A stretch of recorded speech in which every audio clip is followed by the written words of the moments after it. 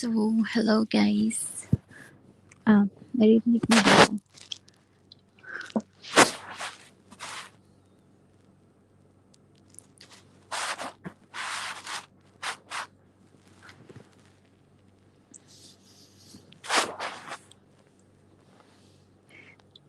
Hello, Lynn's Vlog Adventure. Naririnig mo ba ako?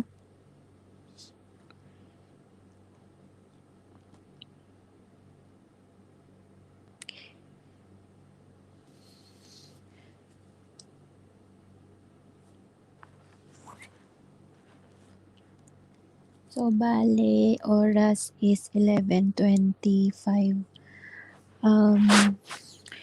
Magbabasa lang ako ng devotional plan ko bago matulog. And gusto ko na din siyang i-share sa inyo.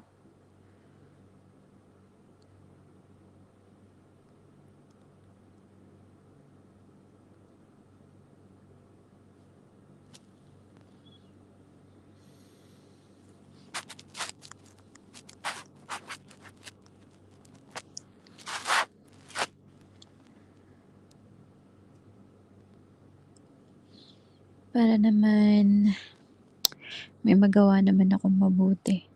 So, my plan for tonight is choosing the meaningful over the urgent.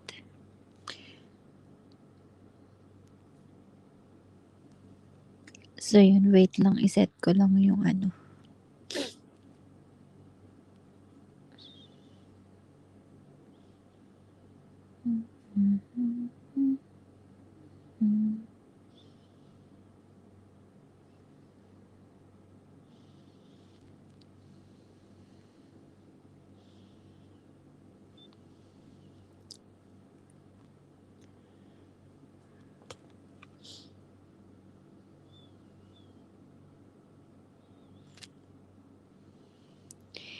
Hello, Ate Glenn. Naririnig mo ba ako?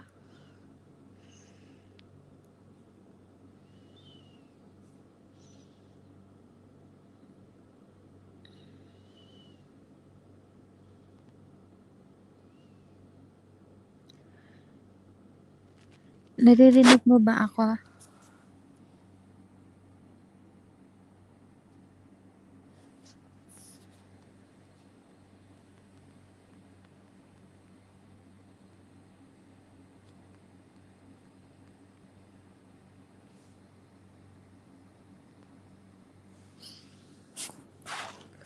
Mag-comment ka if naririnig mo ako. Busy ka ba?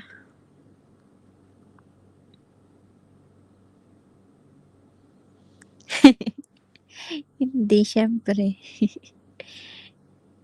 Comment ka lang. Kasi patutulog na rin naman ako, magbabasa lang ako ng ng plan.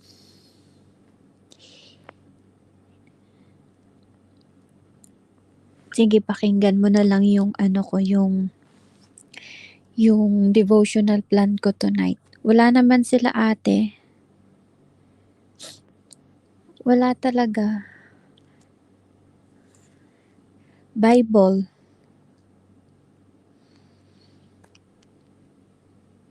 Oo.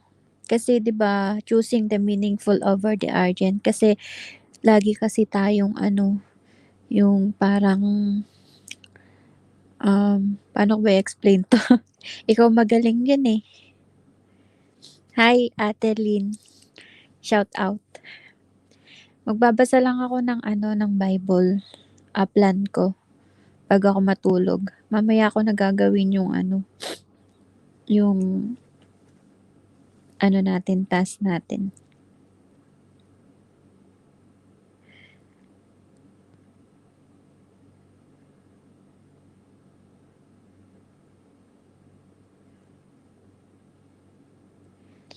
Sige lang admin. Busy ka lang, makinig ka lang. Babasahan na lang kita. Sisimulan ko na. Choosing the meaningful over the urgent. First topic dito, is external challenges of living timelessly.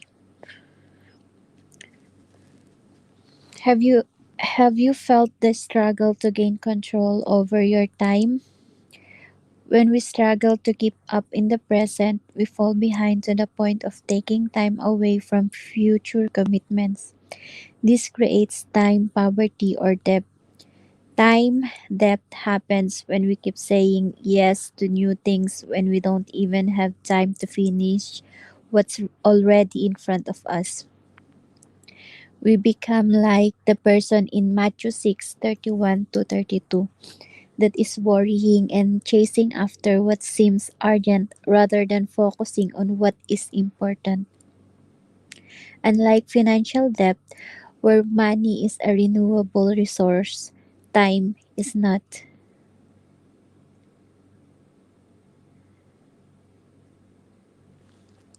Wait lang. Patalastas. May question si Glenn Rich Manalo.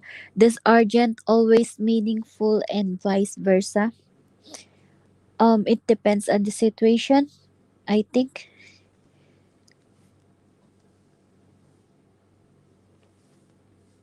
It's case to case. It depends on the situation kasi sabi nga dito, you choose.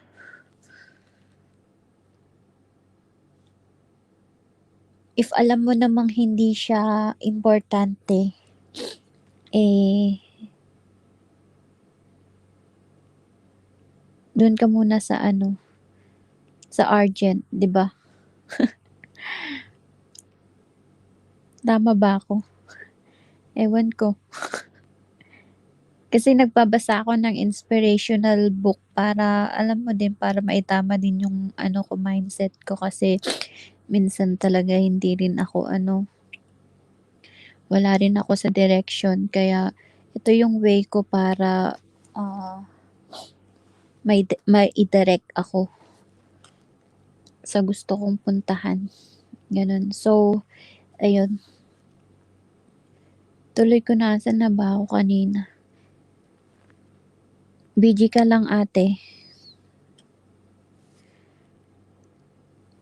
Another challenge to our time is heightened expectation brought on by technology that makes us accessible 24 hours a day. Tama, ito nga. Technology has made life easier in so many ways and more complicated in others. We expect things of ourselves, our lives, and our abilities that previous generations simply did not, and in many ways could not. Early on, few of us thought about how time consuming social media could before or how it can create upward social comparisons that drain our joy as we compete to keep up. Sometimes we change our behavior to meet the expectation of others, hoping to increase our social status. Fear of missing out or yung FOMO is real. It can drive us to add activities and expectations to our lives that we don't have time for. It is a prime example of false urgency. High expectations can move us to assign urgency to things that aren't meaningful priorities and build a lack of patience in waiting for the things that are meaningful. Think about that for a moment. What would it look like if you adjusted your expectations? Our souls crave meaning, and at some point, we have to know that we choose to spend our time doing daily has significance beyond simple getting things done. As a Christian, what gives your life meaning as you attempt to live up to expectations, both self imposed and cultural? You begin to realize that the price for meaning those expectations can pull you away from what God wants for your life. Deep down, we want to know that the goals we invest our time pursuing will yield more than the praise and admiration of others, but will please and honor God. The good news is that We don't have to adapt what the word says is urgent as our expectations. Facing a moment of choice, a conscious decision about whether to lean into a goal or drop it, can become a triumph. We choose to abandon what has a little meaning and make room for what matters. We move from a place where we feel the fear and frustrations of being overwhelmed to an opportunity for authentic happiness and sense of God's purpose in our lives to begin. Making such a shift will go against norms, but it will also refresh your soul. It will quench your thirst for meaning and joy in your everyday life. It will restore a sense of control and purpose.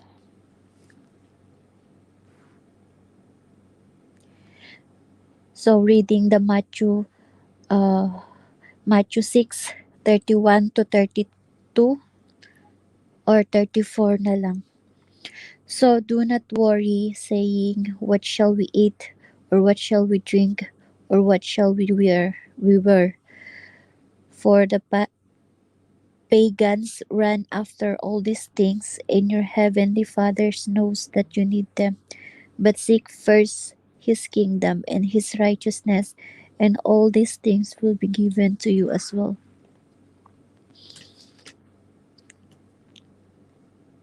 So that's the first subject. May nakuha ba kayo? Yeah, it is. So, eto naman, key vulnerabilities when using your time. Many of us also have one or more innate personality traits that make the struggle to take control of our time even worse. Many of these traits have positive flip sides, but they also create blind spots that keep us from making wise decisions with our time. Examine your own personality traits as you read the following list of key vulnerabilities that challenge our use of time.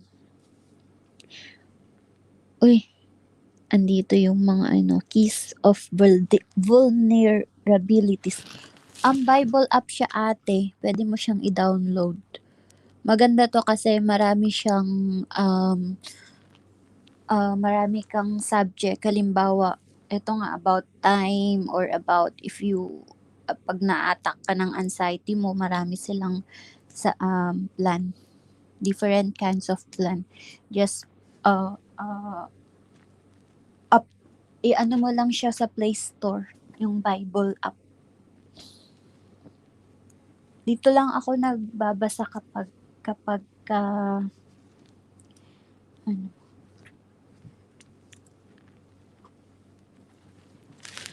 kapag nagkakaroon ako ng negative thought, ganun. Always I seek a plan, a devotional plan para ma-direct yung mindset ko ulit. So, this one, the key for vulnerabilities when using your time. Tide optimism. I don't know if I pronounce it properly. Tide optimism. This form of optimism thinks you can cram more into your day than you can possibly accomplish, resulting in guilt and disappointment. An overloaded lifestyle can cloud your view of reality and cause false urgency to take your time instead of using your time for what is meaningful. Oh, tied up team. Misim palang tawag doon. Then perfectionism. Uy. Procrastination is often fueled by perfectionism, which is rooted in the fear that you won't get it right, so you hesitate to start. Perfectionism wants to make sure there are no flaws. You often make things more difficult or complicated and time consuming than is necessary in your attempt to get it right. Oh, I think I'm sometimes perfectionist ako. Sometimes lang naman. I'm in this Perfectionism.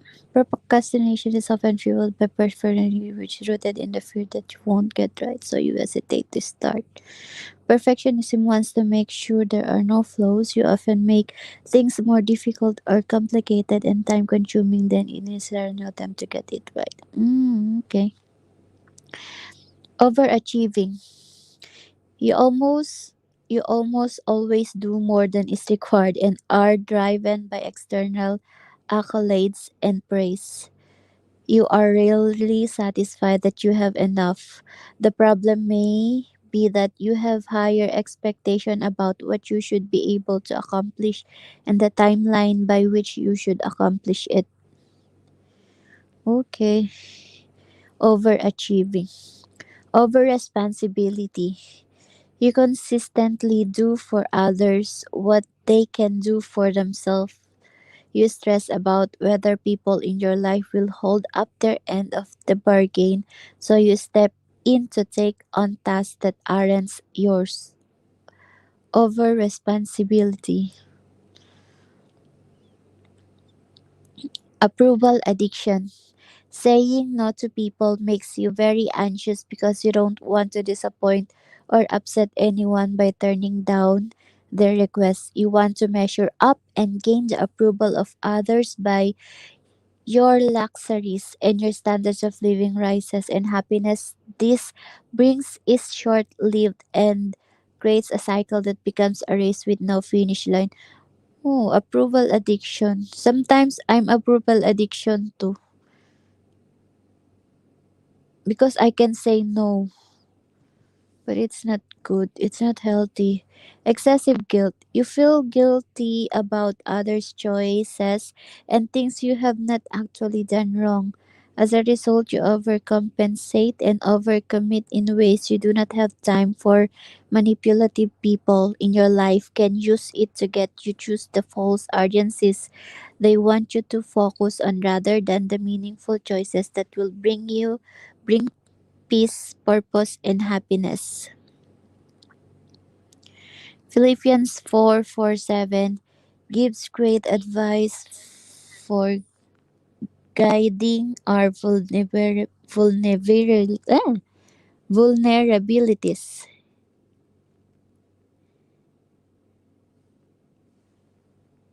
Philippians 4:7 gives great advice.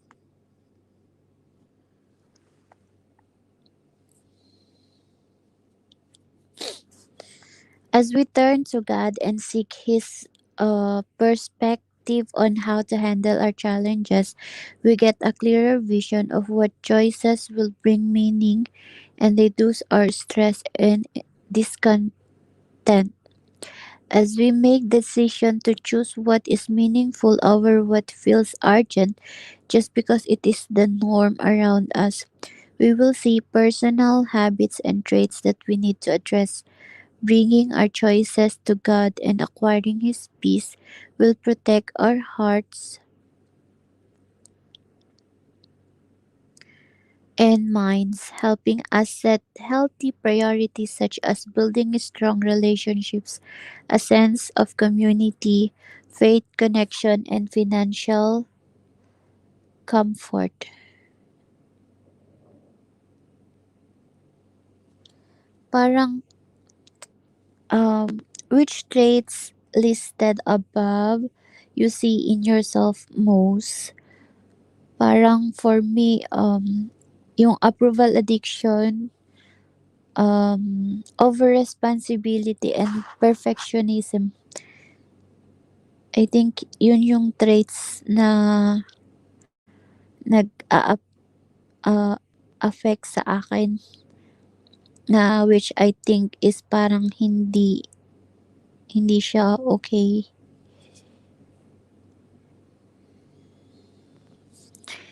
So kaya gusto ko talagang nagbabasa ng ganito para redirect ako. So, Philippians 4:6.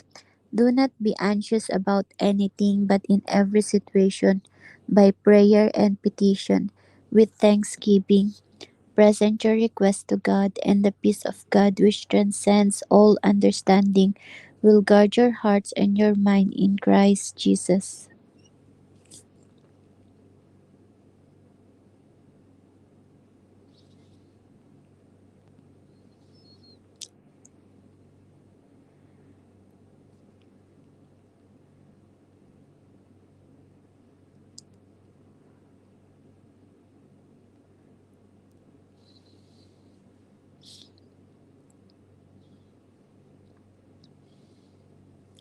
The eternal value of your finite time.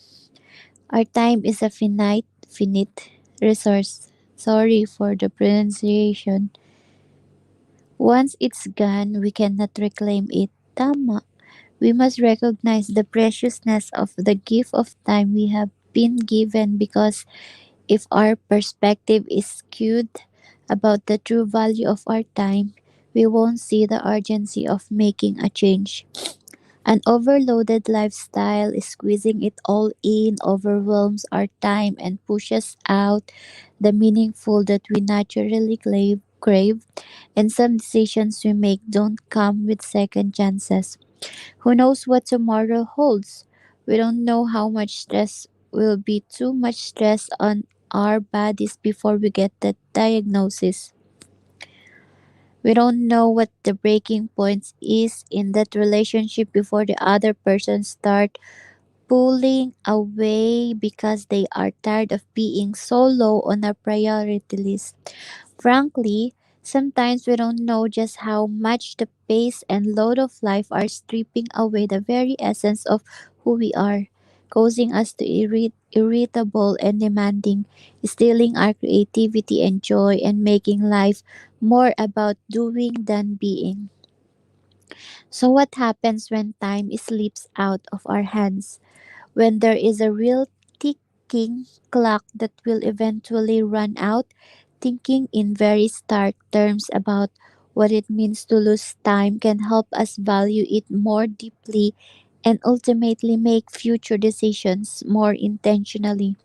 It often means crying until we have no tears left and choosing to trust that God still has a plan for our lives that is aligned with the desires He divinely placed in our hearts. As Joel 2:25 says, I will repay you for the years the locusts have eaten. By turning to God and choosing hope, we can take actions that reflect a positive vision of a future guided by God's hands, even through even through lost times and unexpected turns in our lives. Jeremiah 29:11 to 14 tells us that God has good plans for our future. When we seek Him, pray, and listen to Him, we will meet God and know we have hope for the future. This time, with God, is an opportunity to begin again, to dream a new dream, and to emerge from any challenge wiser, stronger, and determined to make the most of the time we still have. To choose is to create a memory, a situation, a relationship, a path forward or a path backward. Whether we choose well or choose poorly, our choices largely create our future. Spend it meaningfully, ways our time can make build a life we are excited to live, heal and build relationships, and create a positive legacy that can multiply our impact for eternity. Your life can touch individual people in ways that you may never know. In positive ways, if you choose to spend your time making choices that are meaningful.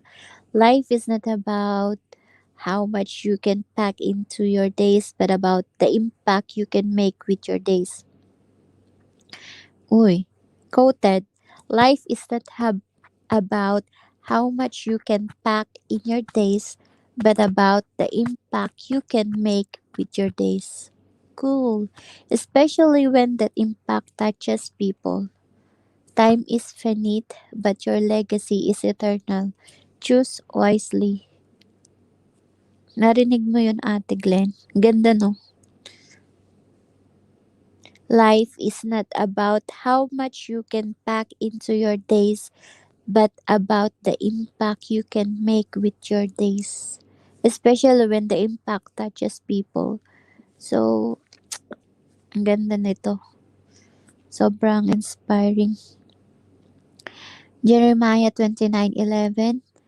For I know the plans I have for you, declares the Lord. Plans to prosper you and not to harm you. Plans to give you hope and future. Then you will call on me and come pray to me, and I will listen to you. You will seek me and find me when you seek me with all your heart. I will be found by you, declares the Lord, and will bring you back from captivity. I will gather you from all the nations and places where I have banished you, declares the Lord, and will bring you back to the place from which I carried you into exile.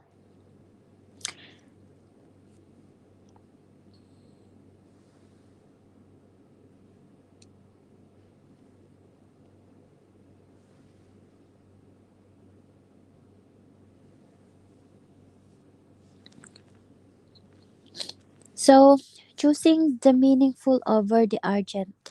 Next, devotional number 4. The consequences of living under the tyrant of time is that we spend our time doing the things that seem important, only to look back and realize we miss out on the things that actually are. Historical and cultural shifts make it easy to choose the things that feel normal because everyone else is doing them, over the things that are natural because they grow out of how you were created to function. Choosing the meaningful over the urgent so that our life is unhurried yet purposeful and reflects the values and the impact we want to make takes reflection. It takes intention. It takes planning. Pausing to focus on the present moment calms our mind and allows us to think more clearly. When that happens, it is easier to choose the meaningful over the seemingly urgent. This practice of stopping and taking stock of the situation is called mindfulness. Mindfulness is a mental training. It is learning to turn off our autopilot and take control of our thoughts. The key to mindfulness is to practice. When we are laser focused only on what is right in front of us, we treat every challenge equally. The option in front of us about how to spend our time are not equal. If we intentionally choose what's meaningful over the false urgencies that try to demand our attention, then we can reclaim our time and live with peace rather than regret. To be meaningful is to be significant, relevant, important, consequential, or worthwhile. Worthy of your time.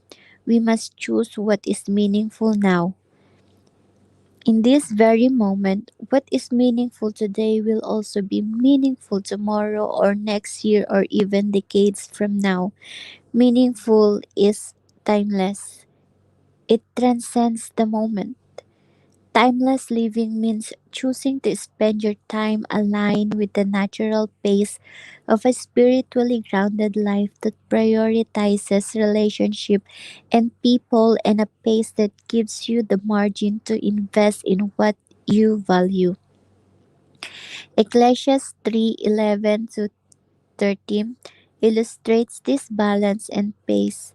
It shows that God is the creator of time and that He wants us to work and enjoy the time He has created for us.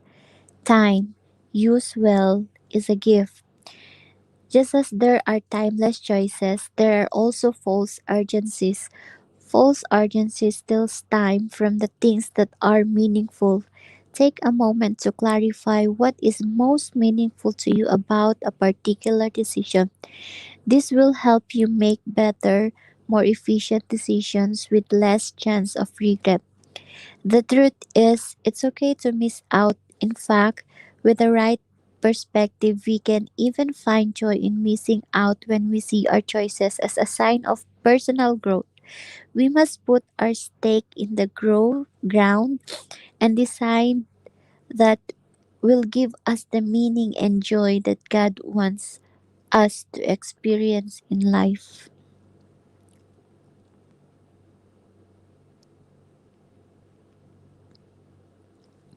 Ecclesiastes 3:11 to 4:13. He has made everything beautiful in its time. He has also set eternity in the human heart.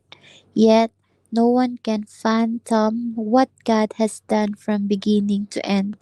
I know that there is nothing better for people than to be happy and to do good while they live, that each of them may eat and drink and find satisfaction in all their toil. This is the gift of God.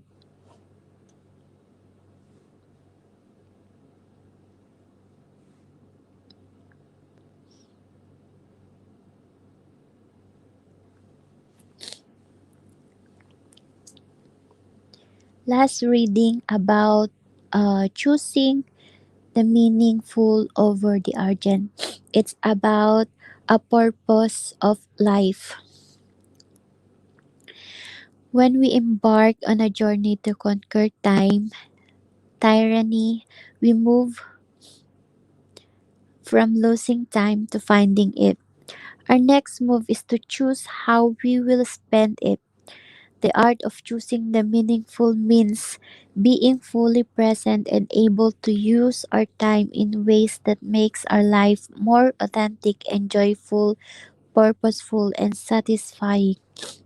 When making choices, we need to pause and reflect on the future and consider the impact of our present choice on our future selves.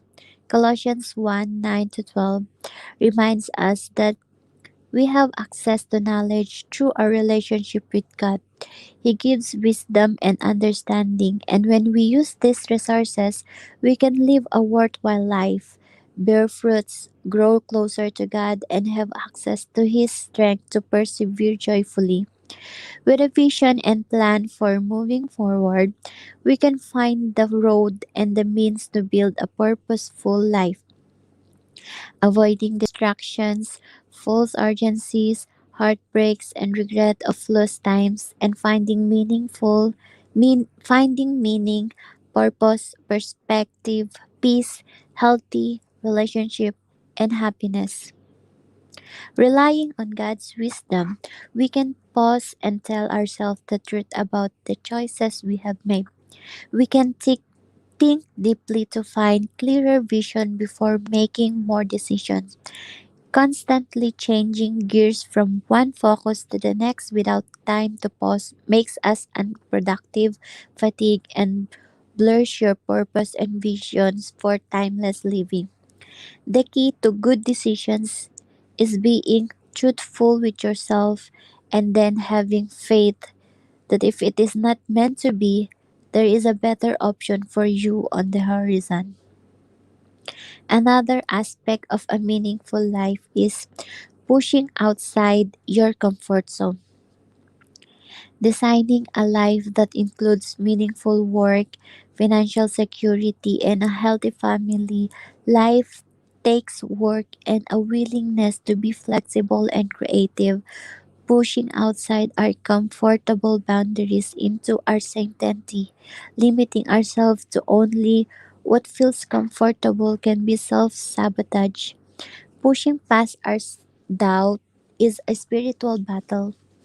When we begin to envision our possibilities, fear is inevitable, but it's not a stop sign. A meaningful life means saying no even when it is hard and saying yes to what is purposeful and when it is frightening.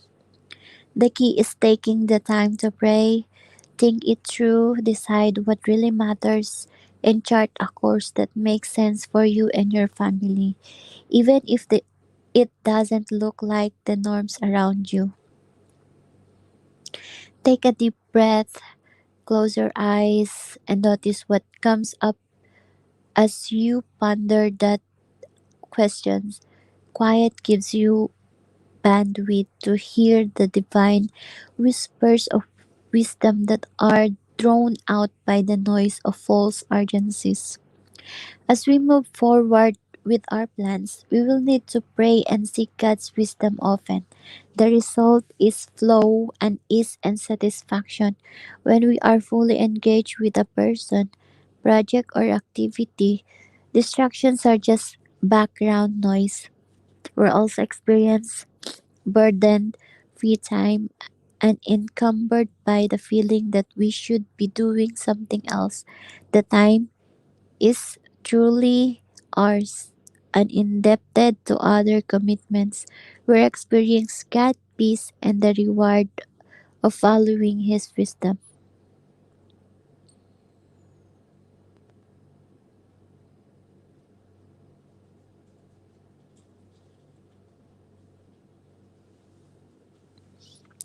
There's a response here, and I would like to read also. Uh, it's a question. It's a question, and it's up to you on how you um deal with it. What new choices can you make that will have a positive impact on your future?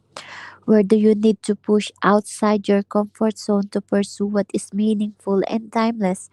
Where do you need God's wisdom, knowledge, and understanding?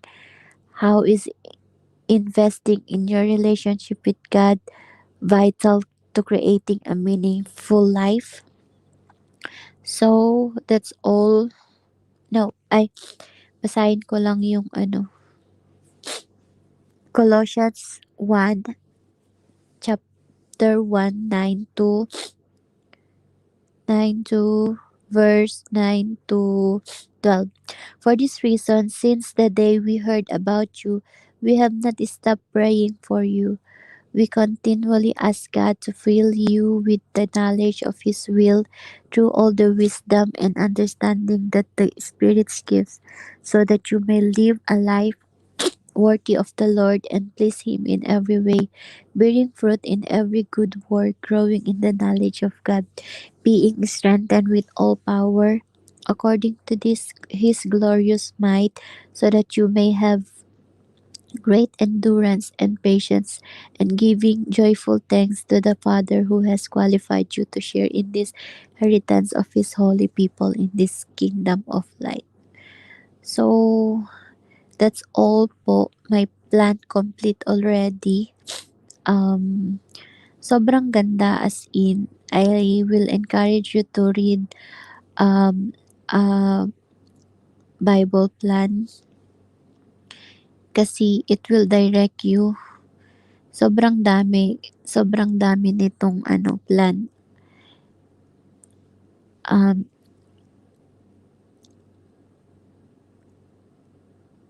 Ito lang yung ginagawa ko kapag halimbawa nagkakaroon ako ng, yun nga sinabi ko kanina, negative thoughts, ganun.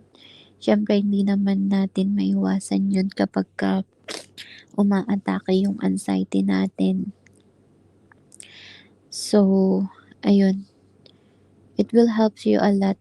Sobra. Lalo na yung paano ka mag-isip sa isang bagay. How will you live?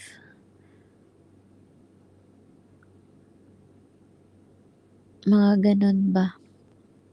So, I will try to read every night my plan para ma-share ko naman sa inyo